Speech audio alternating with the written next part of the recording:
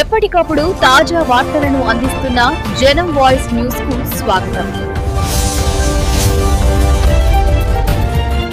వరంగల్ జిల్లాలో ఈ మధ్యలో నేరాలు ఘోరాలు అతి దారుణంగా పెరుగుతున్న తరుణంలో పోలీస్ శాఖ ఇలాంటి చర్యలు తీసుకుంది. జల్సాలకు అలవాటు పడి యువత పక్కదారి పడి రౌడీయిజం దొంగతనాలకు పాల్పడుతున్నారు. ఈ నేపథ్యంలో పోలీస్ శాఖ అప్రమత్తం కావడంతోనే ఆ దొంగతనాలకు ఏ విధంగా చెక్ పెట్టారు, రౌడీయిజం చేసే వారికి ఎలాంటి హెచ్చరికలు జారీ చేస్తున్నారు, ముఖ్యంగా వరంగల్ జిల్లా నర్సంపేట నియోజకవర్గ పరిధిలో ఈ మధ్యలో వరుసగా దొంగతనాలకు పాల్పడుతున్న ముఠాను ఏ విధంగా రట్టు చేశారు, మరిన్ని అంశాలపై మాట్లాడడానికి నర్సంపేట ఏసీపీ పి రవీందర్ రెడ్డితో వరంగల్ మా ప్రతినిధి పొన్నగంటి స్వామిరావు స్పెషల్ ఇంటర్వ్యూ.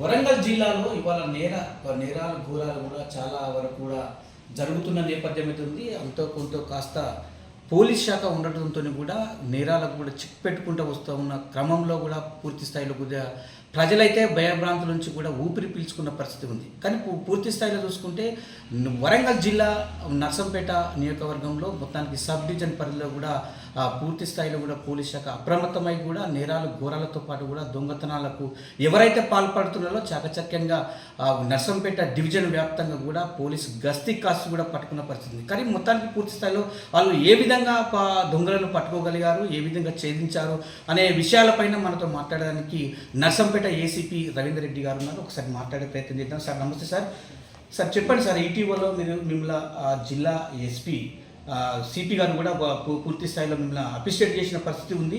అవి ఆ దొంగతనాలు గత ఎన్నలేని విధంగా దొంగతనాలు జరిగేవి. ఆ దొంగతనాలు కూడా మీరు అంటే బ్యాటరీ దొంగతనాలు కావచ్చు, డ్రగ్స్ దొంగతనం కావచ్చు, వివిధ దొంగతనాలు పాల్పడ్డ దొంగలు మాత్రము అప్రమత్తంగా ఉండి అది ఛేదించారు. అది ఎలా సాధ్యమైందంటారు సార్? మా నర్సంపేట సబ్ డివిజన్లో మీరు అన్నట్టుగా అన్ని రకాల నేరాలు జరుగుతున్నవి. అందులో దొంగతనాలు, అవుట్ బ్రేకింగ్స్, ఈ స్నాచింగ్స్ ఇలాంటి దొంగతనాలు ఎక్కువ జరుగుతున్నవి. థెఫ్ట్ కేసెస్ కూడా రిపోర్ట్ అయినవి. నేను వచ్చిన దగ్గర నుంచి మా సబ్ డివిజన్లో ఉన్నటువంటి సిఐలు, ఎస్ఐలు అందరు కూడా ఒక మీటింగ్ ఏర్పాటు చేసుకొని ప్రివెంటివ్ స్టెప్స్ తీసుకోవాలని, ముఖ్యంగా పోలీస్ డ్యూటీలో నేరస్తులను ప్రాపర్టీ నేరస్తులనే మనం అరెస్ట్ చేసి కంట్రోల్ చేయాలని చెప్పి ఒక కట్టుదిట్టమైన కార్యాచరణ ఏర్పాటు చేసుకున్నాము. డేలో మరియు నైట్లో కూడా గస్తీని తీవ్రతరం చేసినాము. నైట్ పెట్రోలింగ్లు, బీట్ చెక్కింగ్లు ప్రాపర్గా చేస్తూ, అట్లనే సర్వేలెన్స్ గురించి కూడా సీసీ కెమెరాలు కొత్తగా కొన్ని అరేంజ్ చేసి ఎక్కడికక్కడ కట్టుదిట్టమైన చర్యలు చేపట్టడం మూలంగా మరియు మాకున్నటువంటి ఇంటెలిజెన్స్ కానిస్టేబుల్స్ సహకారంతో మేము సమగ్రమైన సమాచారాన్ని తీసుకోగలిగినాము. అలాగనే ఈ సెల్ ఫోన్లు మరియు ఐటీ టెక్నాలజీని కూడా యూజ్ చేసుకొని వాటి మీద కూడా తీవ్రమైన పరిశోధనలు చేసి నైట్లో మన ఏరియాలకు ఎవరు వచ్చారు, ఎవరు తిరుగుతున్నారని చెప్పి వాళ్ళ బయోడేటాలు తీసి వాళ్ళ యొక్క సెల్ ఫోన్ల ద్వారా కూడా మేము చేయడం వలన కట్టుదిట్టమైన సమాచార వ్యవస్థను ఏర్పాటు చేసుకోవడం వలన చాలా కేసులలో నిందితులను ఇప్పటి వరకు 32 కేసులలో నిందితులను అరెస్ట్ చేసి రికవరీ చేసి దొంగతనం జరిగినటువంటి ఆస్తి పోగొట్టుకున్న వాళ్ళకి అప్పగించడం జరిగింది. దొంగలను కూడా రిమాండ్కి పంపించడం జరిగింది. అలాగే ఒక ఛాలెంజ్గా తీసుకొని మా మండలంలో ఉన్నటువంటి కేసులను 100% డిటెక్ట్ చేస్తామని కూడా మేము మా పై అధికారులకు కూడా వినియోగించుకోవడం జరిగింది. ప్రజల సహకారం కూడా ఇందులో ఉంది. గ్రామాలలో అక్కడక్కడ సమాచార వ్యవస్థను కూడా ఏర్పాటు చేసుకొని ఎక్కడెక్కడ సస్పీషియస్ పర్సన్స్ ఉన్నా మాకు వెంటనే కాంటాక్ట్ చేయాలని చెప్పి వాళ్ళు ఇచ్చినటువంటి సమాచారం మీద కూడా మేము సమగ్ర విచారణ చేసి నేరస్తులను పట్టుకోవడం జరుగుతున్నది. ఓకే సార్, ఇప్పుడు 100 డైలే కావచ్చు, అదేవిధంగా చూస్తే ఈ నిన్న మొన్న అంటే ఒక నెల రోజుల వ్యవధిలో ఉంది పూర్తి స్థాయిలో కూడా నర్సంపేటలో డ్రగ్స్కు చాలామంది విద్యార్థులే కావచ్చు, యువకులే కావచ్చు కొన్ని అలవాట్లు పడి, ఎందుకంటే పక్కన ఇరువైపులా కూడా 2 ఇంజనీరింగ్ కాలేజీలు ఉన్నాయి. కొంచెం గస్తీలో కూడా చాలా వరకు బీభత్సాలు గంజాయితో కూడా పిల్లలు సేవించి బీభత్సాలు సృష్టిస్తానని చెప్పి కూడా కొంచెం సమాచారం ఉంది. అలాంటి మీ దృష్టికి వస్తే ఎలాంటి చర్యలు తీసుకోబోతున్నారు? మేము కూడా ఈ విషయం మీద సిపి గారి ఆదేశాల మేరకు అవేర్నెస్ ప్రోగ్రామ్స్ కండక్ట్ చేస్తున్నాము. గ్రామాలలో బిడ్స్ కాలేజీలో కానీ ఈ ఇంజనీరింగ్ కాలేజెస్లో అన్నింటిలో కూడా మేము సమాచార వ్యవస్థను ఏర్పాటు చేసుకున్నాము. అవేర్నెస్ ప్రోగ్రామ్స్ కండక్ట్ చేస్తున్నాము. వచ్చిన సమాచారం మీద సమగ్ర విచారణ చేపట్టి ఏ చిన్న పీస్ ఆఫ్ ఎవిడెన్స్ ఉన్నా కూడా వెళ్ళి వాళ్ళను డిటెక్ట్ చేయడం జరుగుతున్నది. మన దగ్గర గంజాయి కేసులో పెద్ద మొత్తంలో మరి చిన్న మొత్తంలో కూడా డిటెక్ట్ చేయడం జరిగింది. ఇట్లాంటి సమాచారం ఏది ఉన్నా ఇల్లీగల్ మెటీరియల్ ట్రాన్స్పోర్టేషన్ కానీ ఏదైనా మాకు అండర్టైల్ చేసినా లేదా మా గవర్నమెంట్ నెంబర్లకు చేసినా కూడా వెంటనే స్పందించి మేము నేరస్తులను వెంటబడదామని చెప్పి గ్రామస్తులకు విన్నవించుకుంటున్నాం. ఓకే సార్, చుట్టుపక్కల కూడా గర్ల్స్ కాలేజీలు కానీ గర్ల్స్ హాస్టల్స్ ఉన్నాయి.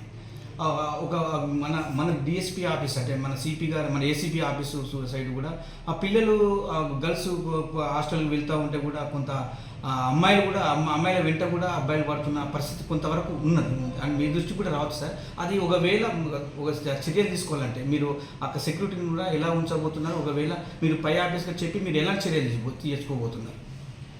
మన దగ్గర సిటీంలు కూడా ఏర్పాటు చేసి సిపి గారు వచ్చి సిటీం కార్యాలయాన్ని కూడా సిపి గారు వచ్చి సిటీం కార్యాలయాన్ని కూడా ఇక్కడ ప్రారంభించారు. మన సిటీమ్స్ వాళ్ళు కూడా మట్టిలో పెట్రోలింగ్ చేస్తుంటారు. ఈ ఏవైతే పాయింట్స్ ఉన్నాయో ఈ ఈవినింగ్ టైంలో హాస్టల్స్, కాలేజెస్, ఈ ఉమెన్ సంచరించే ఏరియాలలో, బస్ స్టాండ్లలో మన సిటీం మెంబర్స్ మూవ్ అవుతుంటారు. ఏదైనా సమాచారం ఉంటే వెంటనే వాళ్ళను అరెస్ట్ చేసి పోలీస్ స్టేషన్ తీసుకుని వచ్చి కేసులు రిజిస్టర్ చేస్తాము. ఇలాంటి వ్యవస్థను ఏర్పాటు చేసుకున్నాం కాబట్టి అలాంటివి చాలా వరకు తగ్గినాయి. ఓకే సార్, ఒక్కసారి మీరు చెప్పండి, గతంలో కూడా ఎన్నడీ విధంగా ఎప్పుడు అంతు చిక్కని విధంగా కూడా బ్యాటరీల అంటే ఛార్జింగ్ మన సోలార్ బ్యాటరీలను కూడా దొంగతనానికి పాల్పడ్డారు. అది ఎలా జరిగింది, అసలు ఎలా అరెస్ట్ చేశారో ఒకసారి వివరిస్తారు సార్? వీళ్ళు ఒక స్టూడెంట్సే వీళ్ళంతా కూడా వీళ్ళు ఎడ్యుకేషన్ అయిపోయిన తర్వాత అక్రమంగా డబ్బులు సంపాదించి జల్సాలకు అలవాటు పడి తమ కోరికలు తీర్చుకోవడానికి చిన్న చిన్న దొంగతనాలు చేయడానికి అలవాటు పడ్డారు.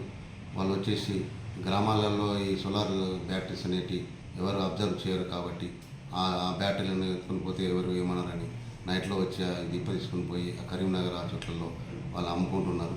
దీని మీద మేము ఈ ఏరియాలో నైట్ గస్తీలు ఏర్పాటు చేసి ఆ ముఠా వచ్చి అఫెన్స్ చేసిన వెంటనే ఆ ఏరియాలో సీసీ కెమెరాలు ఫుటేజీలు వీటిని మేము ట్రేస్ చేసి డిటెక్ట్ చేయడం జరిగింది. నేరస్తులను కూడా తీసుకొని వచ్చి అరెస్ట్ చేసి ప్రాపర్టీని కూడా 38 బ్యాటరీస్ కూడా మేము రికవరీ చేసి గవర్నమెంట్కి హ్యాండ్ ఓవర్ చేయడం జరిగింది.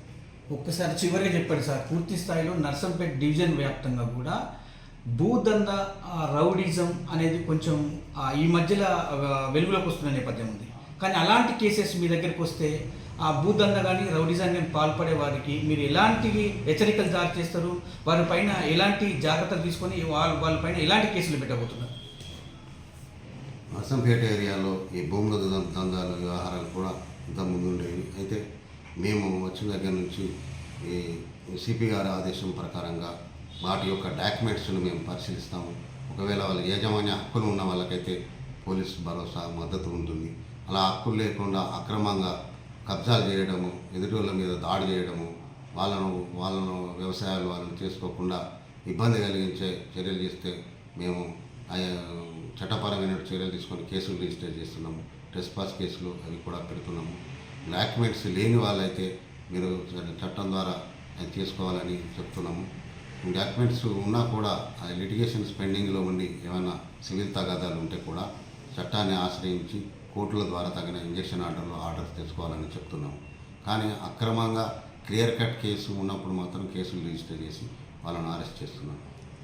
Okay, thank you sir. ఇప్పుడైతే పూర్తి స్థాయిలో కూడా నర్సంపేట డివిజన్లో నర్సంపేట ఈ సబ్ డివిజన్ పరిధిగా ఏసీపీ పరిధిలో ఉన్న 6 పోలీస్ స్టేషన్లతో పాటు కూడా ఇప్పటికీ నర్సంపేట పట్టణంలో కూడా గంజాయిలకు కావచ్చు, మత్తు పదార్థాలకు కావచ్చు, పక్కన చుట్టుపక్కల ఇంజనీరింగ్ కళాశాల విద్యార్థుల పట్ల కూడా కావచ్చు, ఇదే విధంగా గర్ల్స్ క్యాంపస్ చుట్టుపక్కల కావచ్చు, మొత్తానికైతే వీళ్ళందరికీ సెక్యూరిటీని భరోసా టీంలు ఏర్పాటు చేసి కూడా మఫ్టీలు కూడా అలాంటి పాల్పడ్డ వారిని పట్టుకొని కూడా కఠిన చర్యలు తీసుకుంటామని చెప్తున్న పరిస్థితి ఉంది. అదేవిధంగా కూడా గంజాయి ఎవరైనా అమ్మినా కానీ ఇక్కడ భూదందా రౌడీజం చేసినా కానీ వారిపైన కూడా చట్టపరమైన చర్యలు తీసుకుంటూ వారికి హెచ్చరికలకు దారి చేసిన నేపథ్యం అవుతుంది. ఎందుకంటే న్యాయపరమైన పోలీస్ శాఖ నుంచి ఎప్పటికీ వాళ్ళ సహాయ సహకారాలు ఉంటాయని చెప్తున్న పరిస్థితి అయితే నర్సంపేట ఏసీపీ రఘుపతి రెడ్డి చెప్తున్న పరిస్థితి కనబడుతుంది. పూర్తి స్థాయిలో కూడా రవీందర్ రెడ్డి సార్ చెప్పిన విధంగానే నర్సంపేటలో కూడా ఇప్పటికీ సస్యశ్యామలంగా ఉంటున్న పరిస్థితి ఉంది. ఎందుకంటే అప్పటి నుంచి ఇప్పటి వరకు కూడా ఎలాంటి దొంగతనాలు అనేవి కూడా తావు లేకుండా సార్ సన్నిధిలో జరుగుతున్న పరిస్థితి కనపడుతుంది. ఇది మొత్తానికి ఓవరాల్గా కూడా నర్సంపేట పట్టణంలో కూడా సస్యశ్యామలంగా చేసే బాధ్యత కూడా ఏసీపీ రవీందర్ రెడ్డిదే అని చెప్తున్న పరిస్థితి కనపడుతుంది. కెమెరా పర్సన్ బాలుతో స్వామి, జెనోమ్ వాయిస్, వరంగల్.